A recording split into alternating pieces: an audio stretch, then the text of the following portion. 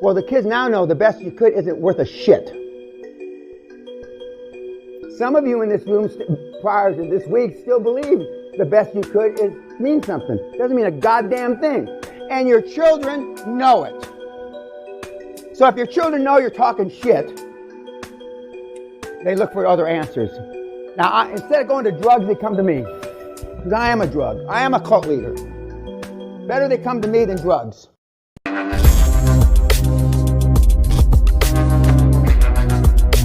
Another announcement I made last night. You can run, but you can't hide, Shane Stanford. I have you in my sights. I'm going to hunt you down like a motherfucking dog that you are.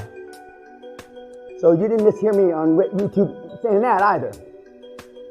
When you fuck with people, guys, like when you each other, you text somebody something nasty, you know? We don't do that, guys like me.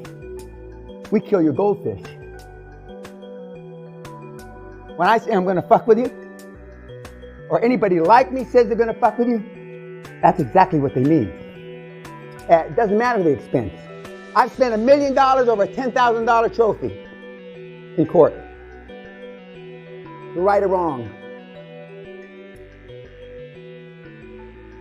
So be careful who you piss off. Well, you shouldn't be pissing off anybody like Bill Gates.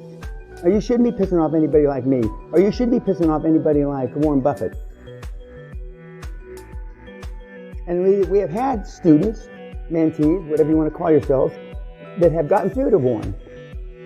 That have gotten through to Charlie Munger. That have gotten through to Bill Gates. Have gotten through to Steve Jobs when he was still alive. Have gotten through to Elon Musk in their search for dream teams. Because contrary to what you've been taught, you can contact those people if you try hard enough. The operative word is try, well, those are more than one word, try hard enough. How many ever words that is? And what you normally do is you make 1 or 2 phone calls, if at that. And the guy that got through to Bill Gates, his email address at Microsoft used to be bgates@microsoft.com. Now, that's pretty simple, isn't it? So finally, some dipshit 8 or 10 years ago, or maybe longer when he was still at Microsoft, tried that, and guess what? His personal secretary responded back, does Mr. Gates know you? And he said, and then instead, we're going to teach you what to say. But this dipshit said the wrong thing. No, I'm just a fucking turd from Topeka, Kansas. I'm just poor and I'm trying to get rich. But anyway, we teach you what to say. Okay? Of course, he knows of me. And so for those of you that are more or less and you don't want to lie, we give you a little scripts and templates to say so you won't infringe upon any religious beliefs you might have. Remember, anything goes in QLA as long as legal, moral, and ethical. Now, morality and ethics swing in the wind. If you're from Israel, where's my Jew boy right there? And I mean that positively, so don't give me a bunch of shit from YouTube. There's different kind of morals and ethics in Israel. If you're from Russia, whether you're a Jew or not, there's different kinds of morals and ethics in Russia. If you're from New Jersey, there's different kind of morals and ethics in New Jersey. But where there's a rule of law, legal is legal. So whenever you want to do something that I might not do, you blame it on morality and ethics. Because Dan said, as long as it's moral and ethical and legal, I can do it. But my demographics have changed. 10 years ago, it was from 35 to 55. That was the group that came to me. In the last 10 years, specifically, and it's really been buoyed or leveraged because the last 3 or 4 years, it's now 15 to 35. 15. We have 13, 14, and 15-year-olds that are making 10 grand a month off of QLA. I'm going to say it again slow because your synapses aren't firing as much because you're an older group, right?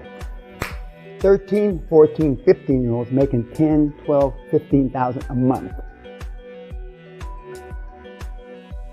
I'm going to show you a slide in a little bit, and I mentioned him last night, a guy from South Africa who read about me somehow in a nightmare. He saw me on January 4th or 5th on YouTube.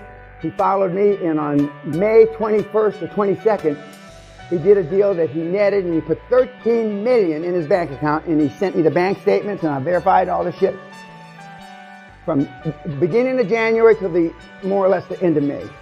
He's never met me, other than I verified who the fuck he is. He has never been here, and he's only participated vis-a-vis the free material on the internet. Would you attribute the change demographic? Because when you and I were kids, or for the guys that are, let's say, mid-40s or older, when your parents talk shit to you, you just put your head down. If you wanted to stay at home, you put your head down and you didn't say anything. You didn't say, Dad, you're full of shit. You know, you didn't say that. Okay, I certainly didn't. My dad believed in spare the rod, spoil the child. When he told me to stand here, I would stand here short of a tsunami knocking me fucking down. I wouldn't move for hours or days because I knew what was in for me if I did something my dad didn't want me to do. Now, the kids get talked to by their parents and they Google fuck it. And they know mom's full of shit. They know dad's full of shit. And guys and gals, those of you that have teenagers, most of the stuff you tell them is shit. Because as I said last night, your parents said, I don't know what I don't know. And we did the best we could. Well, the kids now know the best you could isn't worth a shit. Some of you in this room prior to this week still believe the best you could means something. Doesn't mean a goddamn thing. And your children know it. So if your children know you're talking shit, they look for other answers. Now, instead of going to drugs, they come to me. Because I am a drug. I am a cult leader. Better they come to me than drugs. In my day, it wasn't drugs. We used to rob people and knock them down, take their money. Now, I never robbed liquor stores with guns, but I had guys in my neighborhood that certainly did. And so now they go to the internet and then they find me. Some say it's, I've had used students that their parents were wealthy. They had intervention, had them kidnapped, taken them away to places where they desensitize the words they use, shock therapy to get the QLA and the Pena out of your brain. One kid got kidnapped not once, not twice, but 3 fucking times by his rich parents and put shock therapy. And he came back after the 3rd time. He twitches a little now. You can't shock therapy Pena out of you. I'm like AIDS with no fucking cure. You may not utilize what you're going to learn here, but you're never going to be able to say, I didn't know how to fucking do it. Never. You're never going to be able. Some of you won't be able to stomach it. We have QLA barf bags. So when you toss your cookies, and some of you will.